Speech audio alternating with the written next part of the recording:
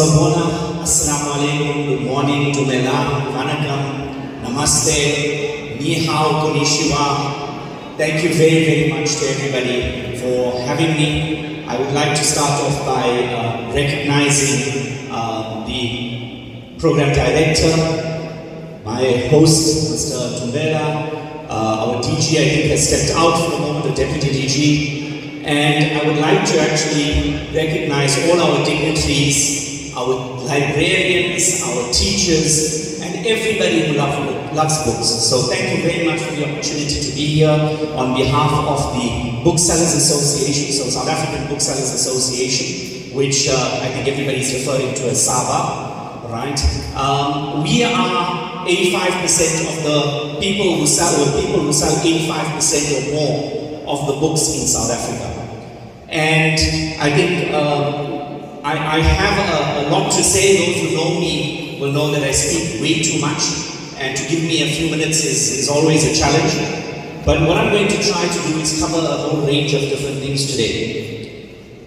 I think what I want to be able to start with is the fact that we have to recognize that the entire publishing cycle, from the authors through to the publishers, through to the booksellers, through to the libraries and the schools, are all part of the sharing, the storing, the recording of our culture, of our history, of our knowledge, our creativity, all the experiences that we have.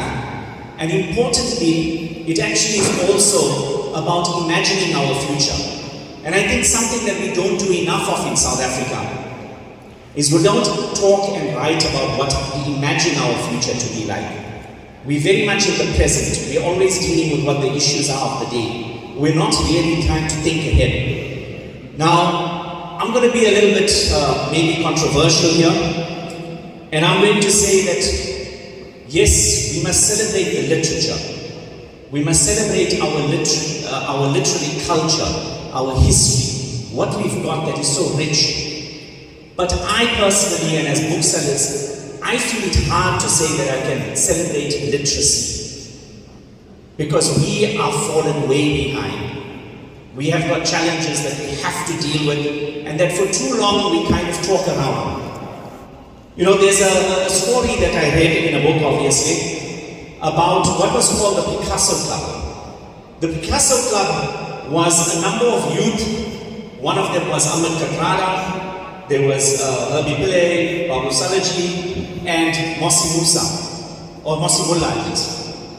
And they used to go around as youth in Johannesburg during apartheid, and they used to spray graffiti, anti-apartheid graffiti. Now, I'm not encouraging people to go out there and deface things, but one of the things that happened was the Johannesburg library was whites only. And so they went outside and they painted on the slogan, "We black folks want to read." And it came up in the media and it was an issue, and obviously the apartheid authorities rushed to try and get that out, because you can't have that in the media, and we can't say these things.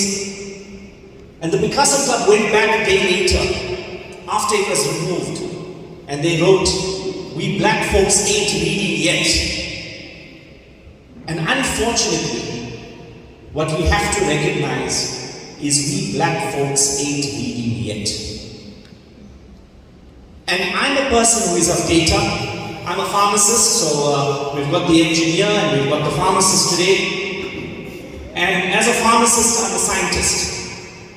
And scientists make decisions based on data. And we have to start looking at what the data is. And the data says that 4 out of 5 children in grade 4 can't read for meaning.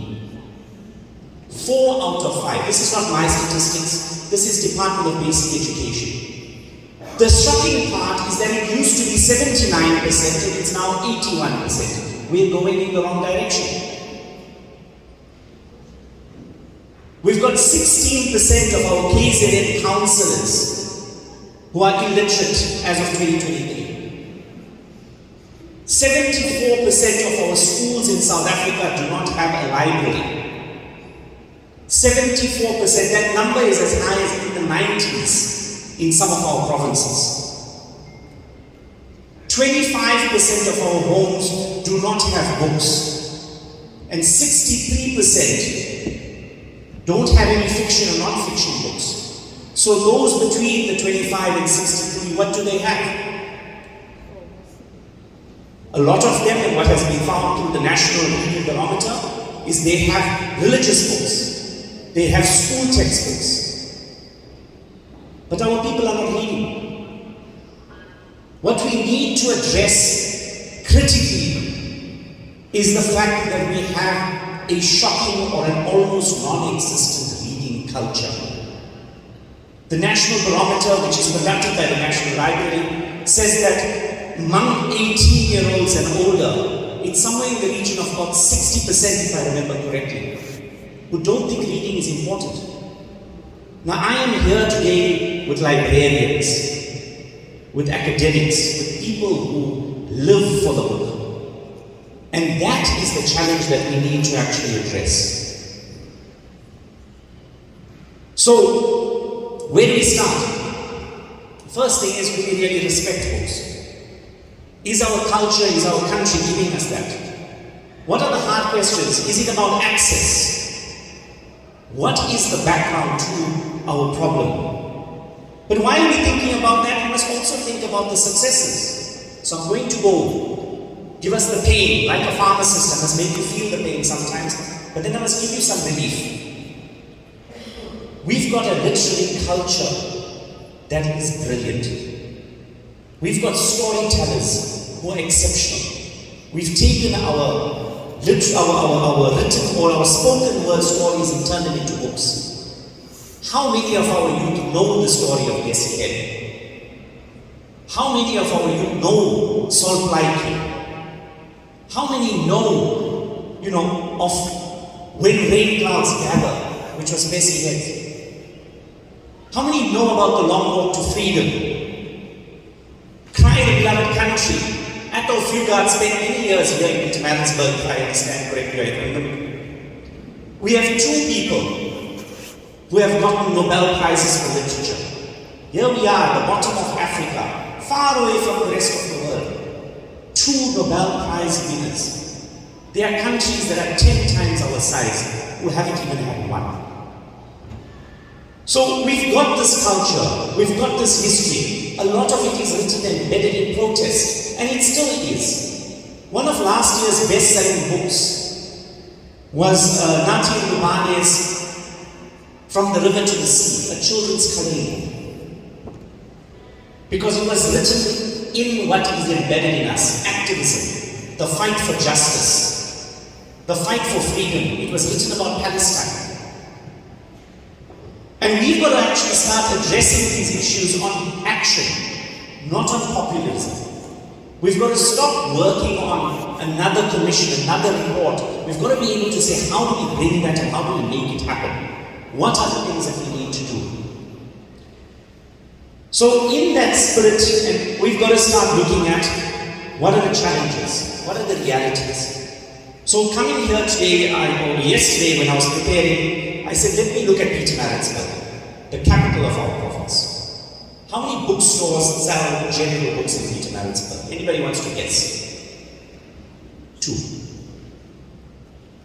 Both of them are in the same mall. There's a third bookstore there, which is a specialist bookstore, which is what we in the industry would call a specialist bookstore. In the rest of Pietermaritzburg, there is one specialist bookstore that does academic textbooks, school books. There are a scattering of other bookstores who are maybe stores that sell books as well, largely based on religious or other kind of specializations, historical books or Africana books or rare books.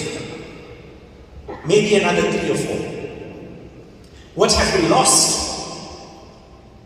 Members of the Booksellers Association, Adams, 153 years, but they closed down. Bookworm used to be in the Cascades. They closed down a few years ago. We've had Go Mobile. This was a young man named Dumisani. Dumisani was a UKZN, I think a DUT or a UKZN graduate, computer science graduate. He got into bookselling. He grew his business. He had 5 stores around the country. He had 2 in Pietermaritzburg, 1 in Durban, 1 in Richards Bay, 1 in East London. Here's an entrepreneur. He closed his stores down. I phoned him to check yesterday because I said, Dumisani, are you still in Pietermaritzburg? And he says, no, I'm in Johannesburg. I'm now working as a software engineer and I'm still paying the debts for my stores that closed. And I said, what is the story? And I know his story. Tell me where you're at and what's the background. It's policy. One change in policy that was unplanned, that was misthought, that even the Department of Higher Education said it was not our decision, meant that his business that was built on student supply collapsed overnight. There's policy which is driving booksellers out. We want to see booksellers. Bookstores want to open where the people are. We want bookstores in Umlazi and in Soweto and in Bali. But why don't they work there? They don't work there because the people are not reading, and those who do want to read don't want to pay for the books. You cannot have a system sustained on free. I spoke at the National Reading Summit earlier this year, and I said, the only thing that is free today is the air that we breathe. Even the water we've got to pay for. You cannot expect our authors to sit and give their life's work. An academic who may have spent 25 to 30 years studying a subject to write a book, and then expect him to give that away for free. He has a family. He has children. He has aspirations. It is his knowledge. It's art. It's an unbelievable skill. I look at authors as amazing people. Because I don't think I can convert words onto paper and convey a story the way that you do. So we need to ask the other questions. Why is it that we don't have local content books in our bookstores? We as booksellers, we want to. We look to keep it. And I've spoken at the Durban Book Fair recently, and there's hopefully a video that will come out of my talk. It's because people don't buy those books. We can't get people to put their hands in their pockets and pay. And that's the challenge that we face as booksellers and as an industry. Then we have issues around how we need support.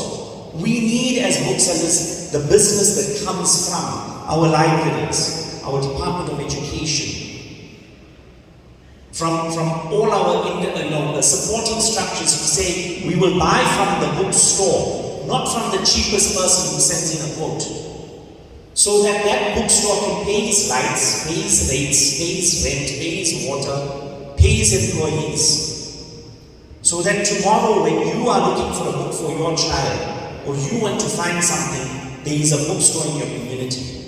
And that's the real challenge of where we need to deal with literacy. We need the books where the people are. And no, it doesn't work online, because there the algorithm is deciding what you must read. The algorithm is dictating to you whether you're going to read the book that is written from the United States or from someone who grew up in your street or in your area. That's what we need to address, is how do we get the books in the right hands, the right books in the right hands. You know, we see the challenges that we need to address. We've seen people who come to us with orders, they've received the tender.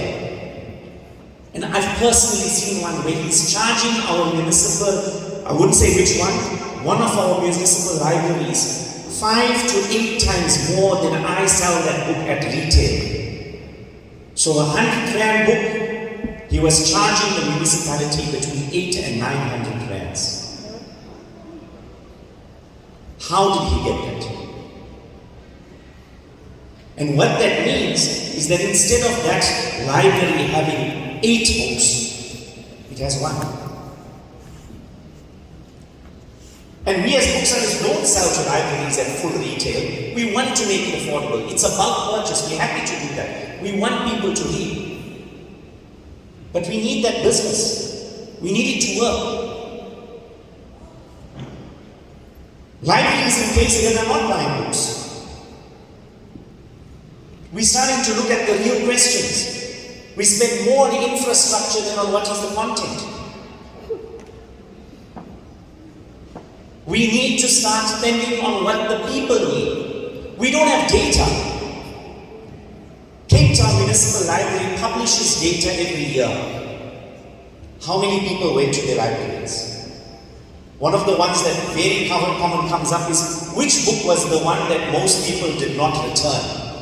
Diary of a Wimpy Kid. Guinness Book of Records. They say they have lost in the region of, I think it is 80 million rands worth of books that have not been returned. But when they have their, amnesty day, the books come back. But that's not necessarily lost to the community. Yes, it must come back so that we can give it to other people and more people have access.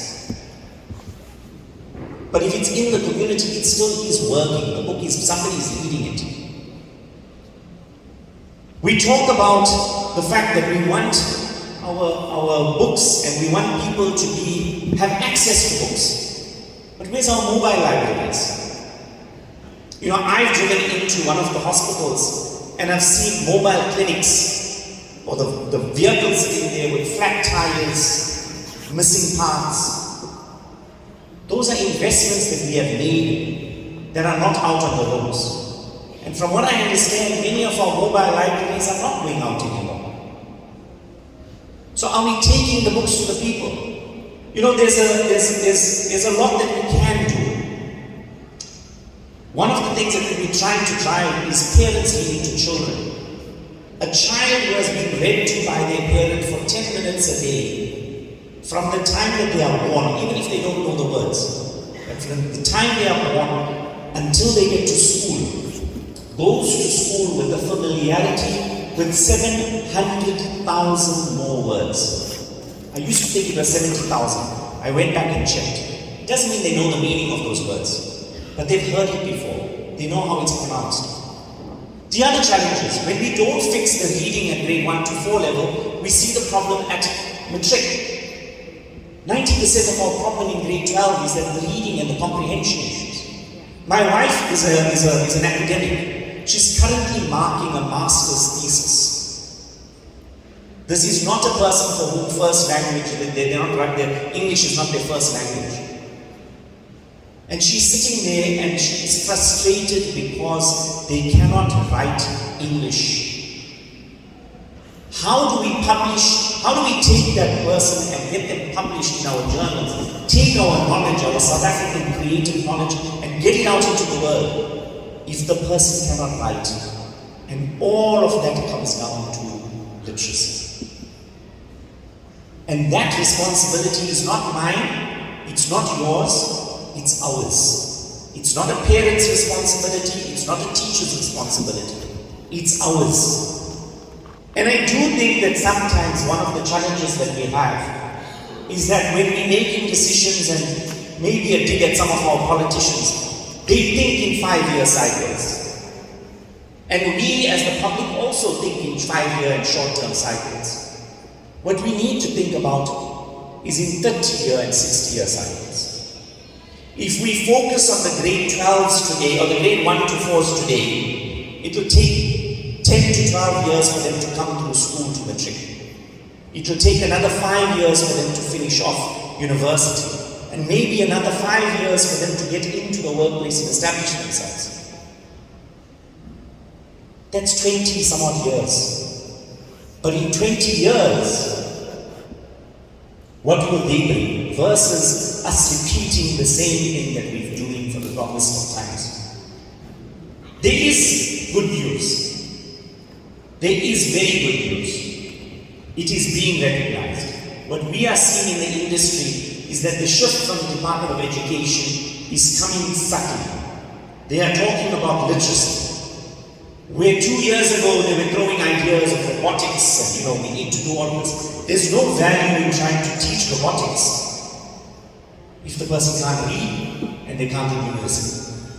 And literacy is not just words. It's financial literacy. It's numeric literacy. It's cultural literacy. One of the things that pains me is when I see what is currently happening in Palestine and in Gaza. We talk about the genocide of people, but there is a genocide of history and culture. One of the first things that was attacked in Gaza were libraries, schools, universities, and archives. And we in our own country are seeing that. We are actually hollowing out our archives, our history, our culture, by not keeping them, by not recording it. So, the positive things, as I said, there is a shift to the core elements of literacy. There is a shift in corporates who are saying, I'm no longer going to spend my CSI just to be able to get my logo somewhere. I'm going to give to a school, even if it is a small number of books every year. I will build their library over years. We are seeing schools that are changing and saying, we're going to create 30 minutes every day for the school to stop, for people to read. Here's an interesting one. There's a place somewhere, I believe in Turkey, where the whole town stops for 30 minutes every day to read. We are seeing the rise of book clubs, silent reading clubs. Book Talk is doing wonders for our youth. I mean, I'm not sure who's following, but I believe you've got to ask the question, who's Team Jeremiah and who's Team Conrad? How many of you know what I'm talking about? It's a series called Summer I Turned Pretty. The kids are following that. They're looking at it. Why? Because it was from a book. So we are getting those things. What do we need? We need reading to children. Because it's not just about them looking at the words and trying to pronounce it. They need to hear how to pronounce the words. In one of the things that we struggle with is when we interviewing people to come and work for us, we tell them, please can you type out the word psychology? And it is shocking the number who don't realize it starts with a P. Or the difference between psychology and physiology. But what do we need? So we need to be reading to our children. We need libraries in our schools, and we need them urgently. We need to address the issue of e-books.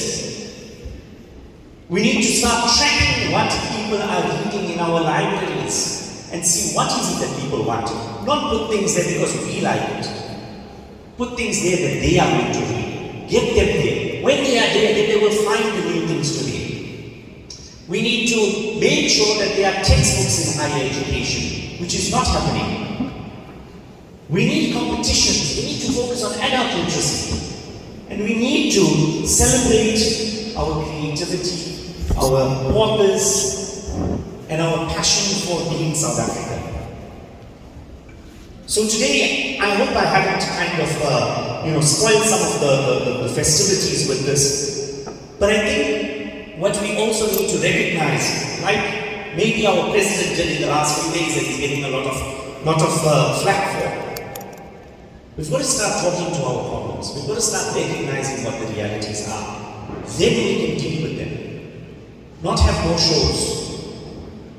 We need to start doing things. And that for me is what I would like to take away from today. I would love to be able to engage Department of Arts and Culture, Education, our libraries. We are here. I am happy to come and speak. You tell me to come and speak to a corporate, to your staff, to come and speak to our politicians. I am happy to do that. And no, I don't get paid for it. I do it because I love books. And I am passionate about the next generation. And for them to be successful, to be better than us, they need to read. So thank you very, very much for the opportunity. I really appreciate it. Please, we look forward to engaging with you as booksellers. We want to be able to get your books out there, authors. We want to be able to work with the libraries to make sure that you'll have the right content and you'll have it available immediately. We are here to work with you. Thank you very, very much.